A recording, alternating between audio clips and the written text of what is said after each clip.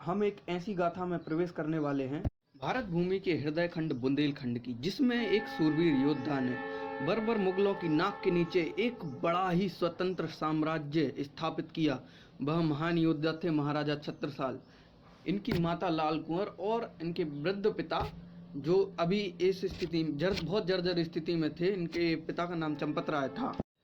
माता लाल कुंवर और पिता चंपत राय भी एक बड़े जोर के योद्धा थे। तो अभी हम गाथा में प्रवेश करते हैं। चंदेरी राज्य के दक्षिण की ओर बेतवा का तटवर्ती जंगल, उसी में महाराजा चंपत राय का एक गुप्तचर विभाग का मुखिया, जिसका नाम था गिद्ध, वह वहां निरीक्षण कर रहा था, चारों तरफ निरीक्षण कर रहा था। उत्तर की ओर 2 कोस की दूरी पर उसकी अभ्यस्त आंखों ने देखा कि बेतवा के किनारे किनारे एक बड़ी सेना आ रही है।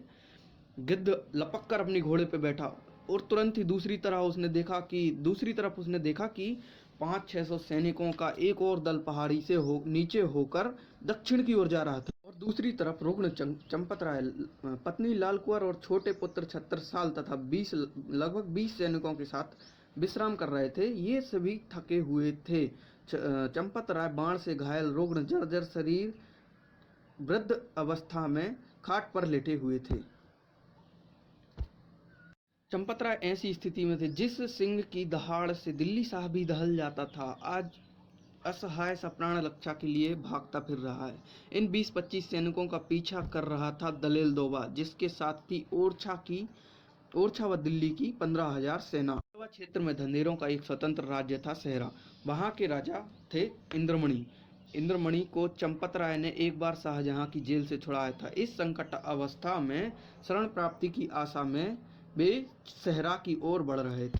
चंपत राय व उसकी सेना को एक घड़ी भी समय नहीं बीता था विश्राम करते हुए कि गिद्ध तीर की तरह आकर रुका। घोड़े से उतरकर वह खाट के पास आया। सभी सैनिक खाट के चारों ओर इकट्ठा हो गए। गिद्ध बोला, ओरछा की सेना केवल 2 कोस पर है, नदी के किनारे किनारे इधर ही आ रही है। चंपत राय के शरीर में बिजली सी कौंध गई।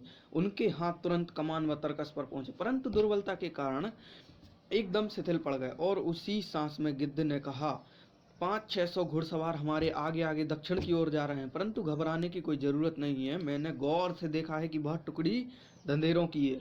सबकी बंधी सांसें खुल गईं। चंपत राय ने पल भर के लिए आंखें मूंद कर सोचा, फिर गिद्ध से बोले, तुम धंधेरों के पीछे जाओ और उन्हें हमारी सहायता के लिए तैयार करो।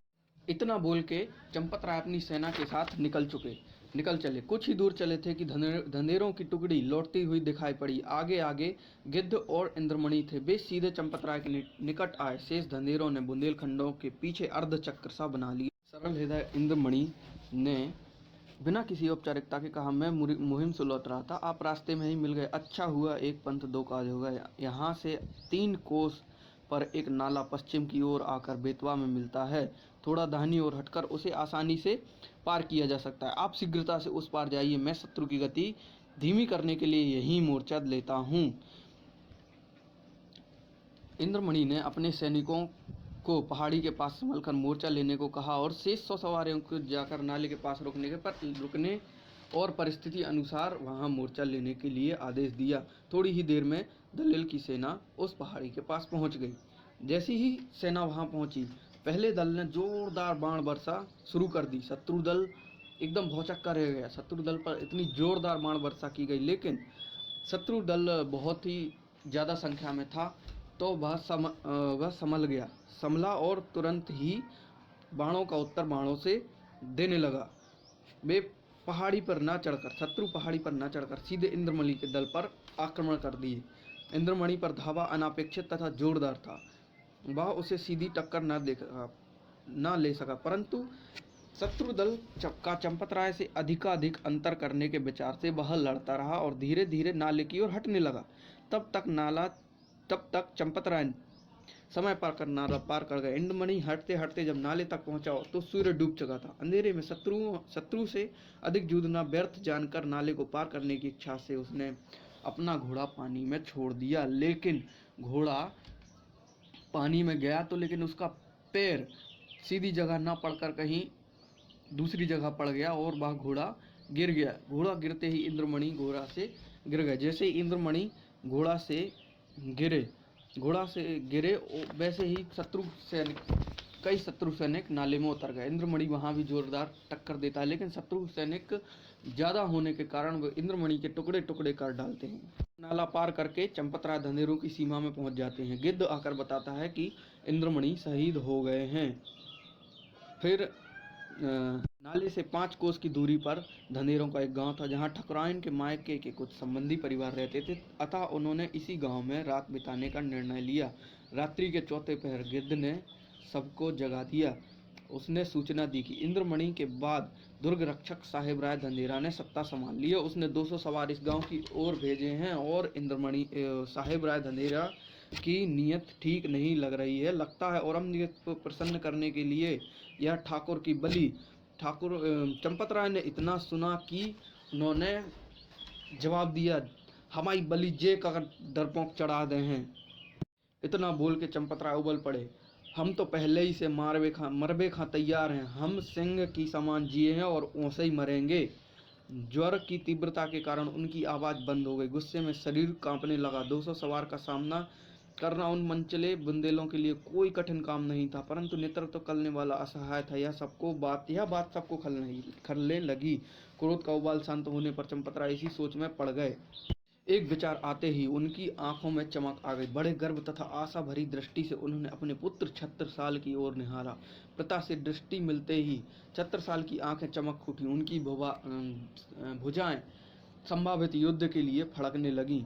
पिता के चरणों पर मस्तक नवाब कर सामने खड़ा हो गया। पिता ने अपने 13 वर्षीय पुत्र को देखा। उसका रेखा विहीन चौड़ा ललाट, कमान सी भौहों के नीचे चमकती तेजस्वी आंखें, लंबी नुकीली नाक और नई नई मूछें, विशाल कंधों के साथ गर्वोन्नत ग्रीवा तथा लंबी किशोर भुजाएं।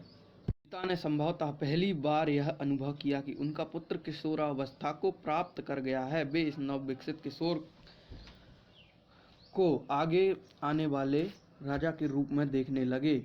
नेतृत्व करने के लिए चंपत राय ने अपने पुत्र छत्रसाल को सेनापति बना दिया। चंपत राय को सुरक्षित स्थान पर छोड़कर बुंदेले इस किशोर सेनापति के नेतृत्व में गांव से बाहर निकले। गोपाल बारी द्वारा गांव घेर लेने से पहले ही यह दल उनके सामने आ गया। बारी का दल भी निकट आ गया और रुका। बारी ने अपना घोड़ा आगे बढ़ाया तो छत्रसाल ने भी तुरंत अपना घोड़ा आगे कर लीना। छत्रसाल के दोनों हाथों में चमकती तलवारें रक्तपान के लिए पिशाचिनी नृत्य प्रारंभ करने ही वाली थी कि बाजू से एक आवाज कड़की, ठहरो। उस आवाज के साथ ही 50-60 धनेरे नंगी तलवारें लिए दोनों के बीच आ गए। वास्तव में इस संकट की भनक गांव में लाल कुंवर के रिश्तेदार धनेरों को जब पड़ी तो वो तुरंत शस्त्र लेकर, जिसके हाथ में जो भी शस्त्र पड़ा वह लेकर आ डटे। उनके नेता ने कहा, ठकुराइन हमारी बहन है, विपत्ति में हमारी शरण में आई है, इसलिए हम धनेरों के रहते इन पर हाथ उठाने वाला कोई माई का लाल पैदा नहीं हुआ। निडर छत्रसाल ने गर्वीली आवाज में कहा, मामा आप बीच में मत आइए, मैं इन बारियों को धूल चटाने के लिए पर्याप्त हूँ। सिंह बीमार है तो क्या हुआ, सिंह का साबत तो है। मैं उसी सिंह की औलाद हूँ, पहली बार शिकार को निकला हूँ, मेरे शिकार पर हाथ मत डालो।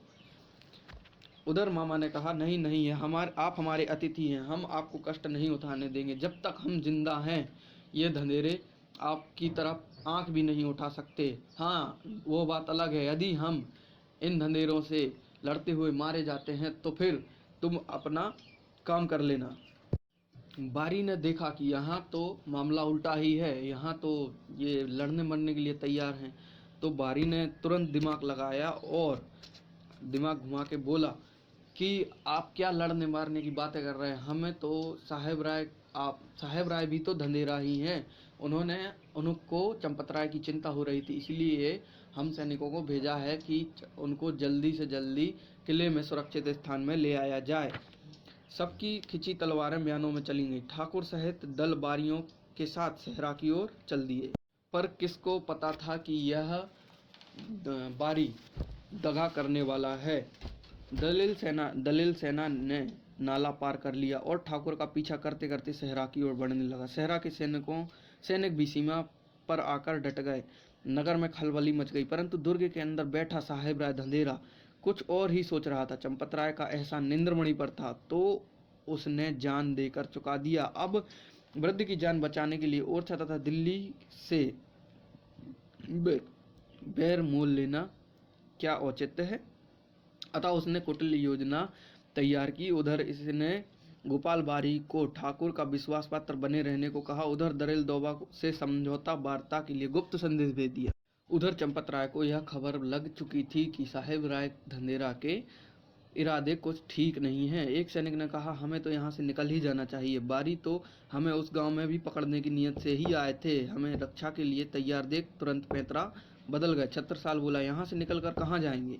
जैसी भी परिस्थिति हो हम लड़ेंगे, यही मरना है तो मरेंगे, लेकिन शत्रुओं को भी जिंदा नहीं छोड़ेंगे। चंपत राय सोच रहे थे कि शरीर रक्षा पहला धर्म है। शरीर बच गया तो इन सब से बदला चुकाने का मौका भी मिल जाएगा। किसी प्रकार कुछ दिन और मिल जाए तो यह शरीर ठीक हो जाए, फिर तो इतना कह ही रहे थे कि लाल कुमार ने कहा, मेरी योजना है, सभी ध्यान से सुनो। मुरन गांव यहाँ से 20-22 कोस की दूरी पर है।